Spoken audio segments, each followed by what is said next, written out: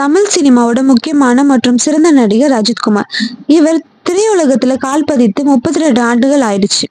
அதை முன்னிட்டு அவருக்கு வாழ்த்துக்கள் சொல்ற விதமா போஸ்டர் ஒன்று வெளியிட்டிருக்காங்க விடாமுயற்சி டீம்.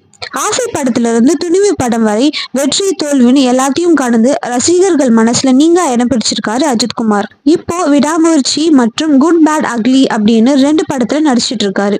விடாமுயற்சி படம் மகிழ் திருமேனி டைரக்ஷன் பண்றாரு. Good bad ugly Adhik Ravichandran direction பண்றாரு.